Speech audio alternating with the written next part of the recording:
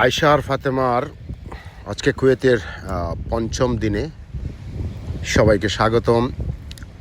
আর আজকের সকালে আমরা যে নাস্তাটার আয়োজন করতে চলেছি সেটা হচ্ছে ইরানিদের একটা ঐতিহ্যবাহী খাবার, যেটাকে বলা হয়, আপনারা সবাই জানেন, সেটা অনেক ধরনের বীজ বা কিডনি বিনস, চিকপিস এবং জারিশ, আশ, নিক্কি, বাজিলা এইসব দিয়ে বানানো হয়। খুব সুস্বাদু।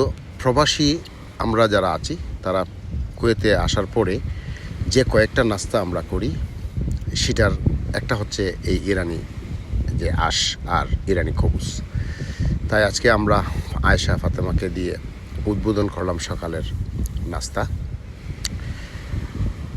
আজকের নাস্তায় আমরাও চেষ্টা করলাম সব ধরনের আইটেম রাখার জন্য এবং এটার স্বাদ গ্রহণ করার জন্য। সাথে রাখলাম কিছু সাম্বুসা, চিজ অ্যান্ড ভেজিটেবল, যেটাকে বলা হয় জিবনা আর খোদার।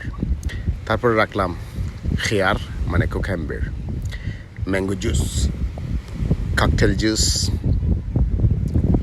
ফাতেমার পছন্দ ককটেল আর আয়েশার পছন্দ ম্যাঙ্গো জুস।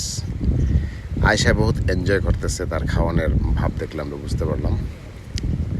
আয়েশা এবং ফাতেমা এবং তার মাদারের কাছে প্রিয় সাম্বুসা, আর আমি হইলাম distributor, take care of my family. সেই সাথ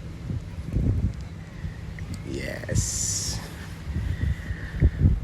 তো কালকে আমরা বলছিলাম যে কুয়েতে ফ্যামিলি ভিসার যে স্যালারি ক্যাটাগরি আর কাগজপত্রের কথা, আর আরেকটা হচ্ছে ফ্যামিলিকে 1 মাসের জন্যে আপনি ভিজিটে আনতে পারবেন।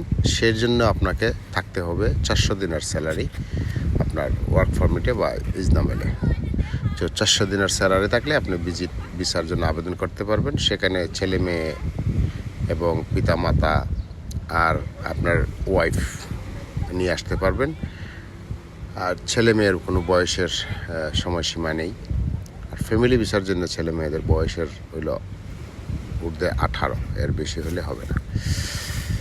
তো 2 ক্যাটাগরিতে আপনি ফ্যামিলি নিয়ে আসতে পারবেন। একটা হলো ফ্যামিলি ভিজিট ফর 1 মাসের জন্যে, আর একটা হচ্ছে family visa forever. Thank you for watching.